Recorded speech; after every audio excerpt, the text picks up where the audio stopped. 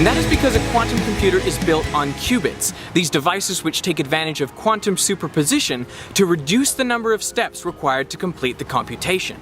But how do you actually make a qubit in practice? And how do you read and write information on it?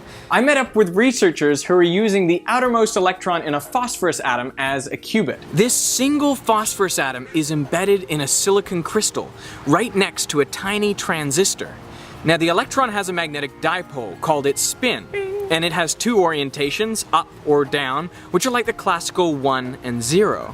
Now, to differentiate the energy state of the electron when it's in spin up and spin down, you need to apply a strong magnetic field. And to do that, we use a superconducting magnet. So a superconducting magnet is a large solenoid, is a coil of superconducting wire that sits inside of that vessel that is full of liquid helium. So now the electron will line up with its spin pointing down. That's its lowest energy state. And it would take some energy to put it into the spin up state. But actually, not that much energy. And if it were at room temperature, the electron would have so much thermal energy that it would be bouncing around from spin up to spin down and back. And so you need to cool down the whole apparatus to only a few hundredths of a degree above absolute zero. That way you know that the electron will definitely be spin down. There is not enough thermal energy in the surroundings to flip it the other way. Now, if you want to write information onto the qubit, you can put the electron into the spin-up state by hitting it with a pulse of microwaves. But that pulse needs to be a very specific frequency. And that frequency depends on the magnetic field that the electron is sitting in. So what you see here is the frequency that is being produced by this microwave source, and it's 45.021 gigahertz, which in the magnetic field that we are applying now is the resonance frequency of the electron. So the electron is a little bit like a radio that can only tune into one station. And when that station is broadcasting, the electron gets all excited and turns to the spin-up state. But you can stop at any point. So if you just make it mutate and stop your pulse at some specific point, what you've created is a special quantum superposition of the spin-up and spin-down states with a specific phase between the two superpositions. And how do you read out the information? Well, you use the transistor that this phosphorus atom is embedded next to. The spin down has the lower energy and the spin up has the higher energy. Now, in this transistor, there is in fact a little puddle of electrons. This puddle of electrons is filled up to a certain energy. So this vertical axis here is energy. And here we have all these electrons that line up in energy just like the electrons on the shells of an atom. So now, if the electron is pointing up, it can jump into the transistor, right? Because it has more energy than all the others. It leaves behind the bare nuclear charge of the phosphorus, right? The phosphorus has one more positive charge in the nucleus as compared to silicon, but normally it's neutralized by the extra electron, so the two things cancel out. But if you take the electron away, then the phosphorus has a positive charge. So it's as if you have a positive voltage, a more positive voltage applied to this gate. It doesn't come from the gate, it comes from the atom, but it's the same. It's just a positive voltage. It's like the transistor has been switched more on. And so you see a pulse of current, and that indicates that the electron was in the spin-up state. In this measurement phase, if you find one of these spikes of current, it's because you had an electron spin up. So you can play catching a spin up or a spin down electron. You see there was no current here, that was a spin down electron. You can try again. Again, a spin down electron, spin up electron.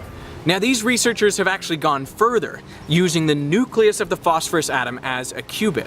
Like an electron, the nucleus has a spin, although it's 2,000 times weaker than the spin of the electron. But you can still write to it the same way using electromagnetic radiation, only it needs to be a longer wavelength and a longer pulse in order to get the spin to flip. Because it's so small, so weakly magnetic, and so perfectly isolated from the rest of the world, it's a qubit that lives for a very long time. But how do you read out the spin of the nucleus? Well, you use the electron. Remember that the electron's frequency that it will respond to depends on the magnetic field that it's sitting in. So that magnetic field is the external magnetic field that is produced by the superconducting magnet, but there is also an internal magnetic field coming from the nucleus. But that internal magnetic field can have two directions, right? The nucleus can be pointing up or down itself. So what it means is that there are two frequencies at which the electron can respond depending on the direction of the nucleus. So the nucleus actually acts as a little selector. It tells the electron basically which radio station it can listen to. So what you're looking at now is an experiment where we actually flip the nucleus every 5 seconds. So for 5 seconds you will see that the electron always responds because the nucleus is always in the right direction to make the electron respond to the frequency we were applying to the electron. And then for the other 5 seconds, the electron will not respond because we have flipped the nucleus the other way. So now watch, you see? In this period of time, the nucleus has been flipped down. Yeah. And now after 5 seconds it'll flip up and Yeah, then you the see? electron starts responding. Yeah. So you are watching on the oscilloscope screen in real time the measurement of the direction of a single nucleus and our ability to flip it at will every 5 The seconds. spin of a single nucleus. Now, because all of this depends so sensitively on magnetic fields, you need to make sure to eliminate all spin from the silicon crystal. But unfortunately, natural silicon contains about 5% the isotope silicon-29, and that does have a spin. But in fact, the beauty of silicon is that it has this isotope called silicon-28 that has no nuclear spin. The nuclear spin is 0. So it's a completely non-magnetic atom. But where are you going to find a pure crystal of silicon-28? Oh, wait.